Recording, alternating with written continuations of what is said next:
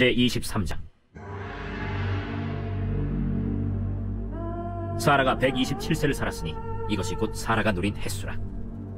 사라가 가나안 땅 헤브론 곧 기럇 아르바에서 죽음에 아브라함이 들어가서 사라를 위하여 슬퍼하며 애통하다가 그 시신 앞에서 일어나 나가서 헷 족속에게 말하여 이르되, 나는 당신들 중에 나그네요 거류하는 자이니 당신들 중에서 내게 매장할 소유지를 주어 내가 나의 죽은 자를 내 앞에서 내어다가 장사하게 하시오. 헷 족속이 아브라함에게 대답하여 이르되, 내 주여 들으소서. 당신은 우리 가운데 있는 하나님이 세우신 지도자이시니 우리 묘실 중에서 좋은 것을 택하여 당신의 죽은 자를 장사하소서. 우리 중에서 자기 묘실에 당신의 죽은 자 장사함을 금할 자가 없으리이다. 아브라함이 일어나 그 땅 주민 헷 족속을 향하여 몸을 굽히고 그들에게 말하여 이르되, 나로 나의 죽은 자를 내 앞에서 내어다가 장사하게 하는 일이 당신들의 뜻일진데 내 말을 듣고 나를 위하여 소할의 아들 에브론에게 구하여 그가 그의 판머리에 있는 그의 막벨라 굴을 내게 주도록 하되 충분한 대가를 받고 그 굴을 내게 주어 당신들 중에서 매장할 소유지가 되게 하기를 원하노라. 에브론이 헷 족속 중에 앉아있더니 그가 헷 족속 곧 성문에 들어온 모든 자가 듣는 데서 아브라함에게 대답하여 이르되, 내 주여 그리 마시고 내 말을 들으소서. 내가 그 밭을 당신에게 드리고 그 속의 굴도 내가 당신에게 드리되 내가 내 동족 앞에서 당신에게 드리오니 당신의 죽은 자를 장사하소서. 아브라함이 이에 그 땅의 백성 앞에서 몸을 굽히고 그 땅의 백성이 듣는 데서 에브론에게 말하여 이르되, 당신이 합당히 여기면 청하건대 내 말을 들으시오. 내가 그 밭값을 당신에게 주리니 당신은 내게서 받으시오. 내가 나의 죽은 자를 거기 장사하겠노라. 에브론이 아브라함에게 대답하여 이르되, 내 주여 내 말을 들으소서. 땅값은 은 400세겔이나 그것이 나와 당신 사이에 무슨 문제가 되리이까? 당신의 죽은 자를 장사하소서. 아브라함이 에브론의 말을 따라 에브론이 헷 족속이 듣는 데서 말한 대로 상인이 통용하는 은 400세겔을 달아 에브론에게 주었더니 마므레 앞 막벨라에 있는 에브론의 밭 곧 그 밭과 거기에 속한 굴과 그 밭과 그 주위에 둘린 모든 나무가 성문에 들어온 모든 헷 족속이 보는 데서 아브라함의 소유로 확정된지라. 그 후에 아브라함이 그 아내 사라를 가나안 땅 마므레 앞 막벨라 밭 굴에 장사하였더라. 마므레는 곧 헤브론이라. 이와 같이 그 밭과 거기에 속한 굴이 헷 족속으로부터 아브라함이 매장할 소유지로 확정되었더라. 아브라함과 평생을 함께 해온 사라가 127세 나이로 세상을 떠나게 됩니다. 오늘 본문은 사라의 장례를 치르는 이야기인데요. 성경의 인물 중 그 사람의 장례로 한 장 전체를 할애하는 것은 극히 드뭅니다. 게다가 여성의 죽음을 이렇게 자세히 다루는 것은 더더욱 드문 일이죠. 그만큼 사라의 장례는 매우 중요한 의미가 있다는 것을 뜻합니다. 사라의 인생은 사실 그렇게 녹록하지 않았습니다. 90세가 되고 여성으로 아이를 낳을 수 없는 몸이 되기까지 사라는 많은 수치를 감당해야 했습니다. 당시에 자녀가 없다는 것은 여성에게 매우 수치스러운 일이었거든요. 게다가 남편은 자신을 누이라고 하며 바로왕과 아비멜렉에게 팔기도 했습니다. 여종 하갈이 자신을 대신하여 남편의 아들을 낳는 것을 봐야 했죠.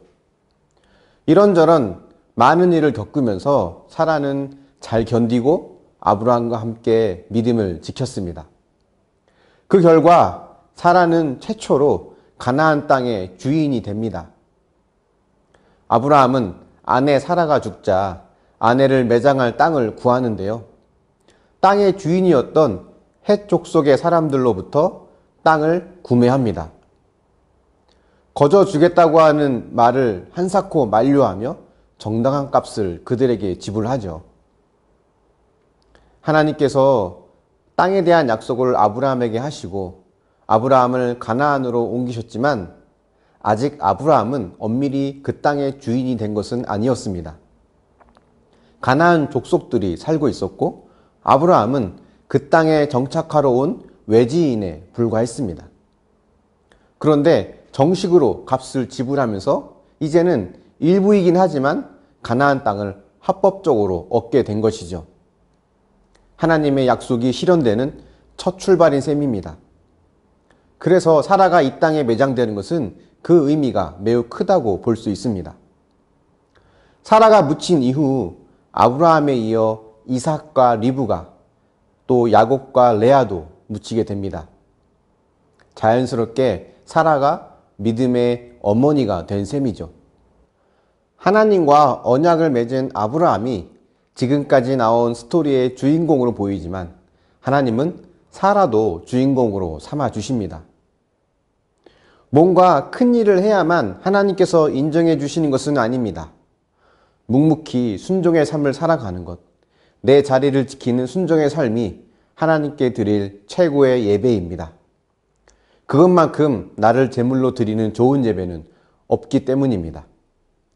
모두가 아브라함에게만 관심을 갖기 때문에 상대적으로 덜 주목받았던 사라처럼 우리도 사람들에게는 관심과 주목을 받지 못할 수 있습니다.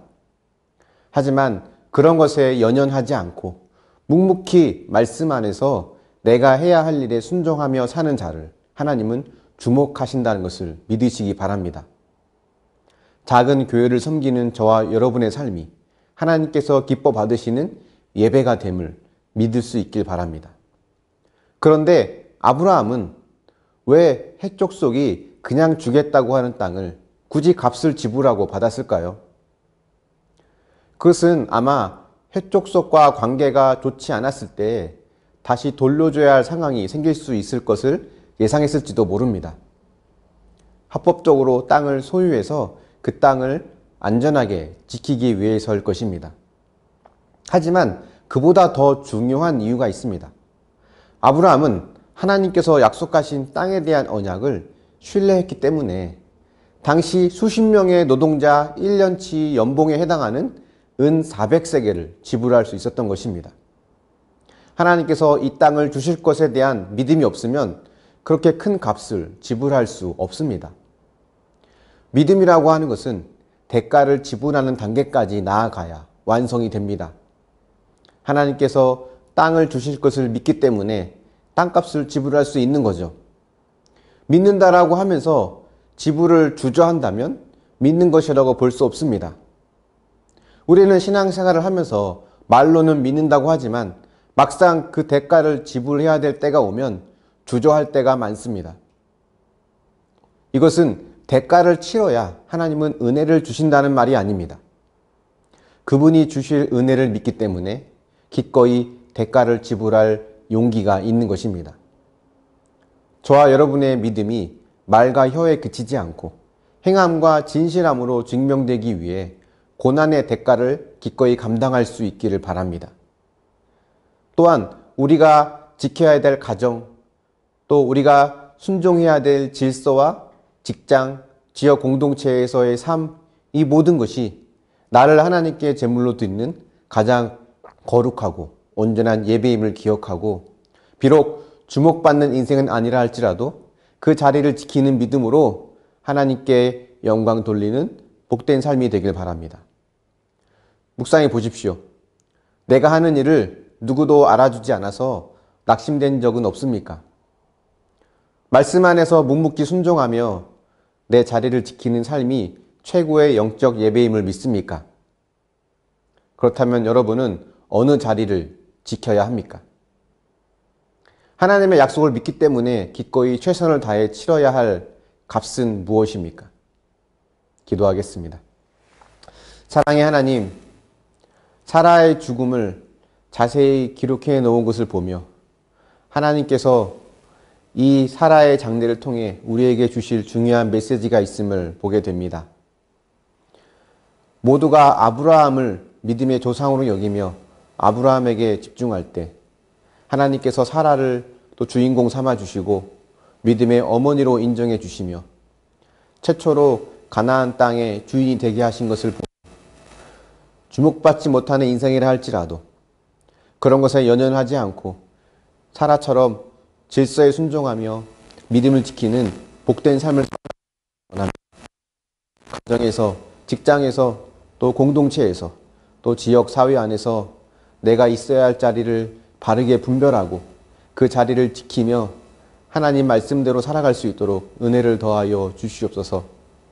또한 하나님의 은혜를 알고 믿기 때문에 값을 지불해야 될 일이 있다면 주저하지 않고 지불할 수 있는 용기를 주셔서 우리의 믿음이 말과 혀로만 그치는 것이 아니라 행함과 진실함으로 증명되는 믿음임을 하나님께 보여드리고 많은 이들에게 증거할 수 있도록 은혜를 더하여 주시옵소서. 감사드리며 예수님의 이름으로 기도합니다. 아멘.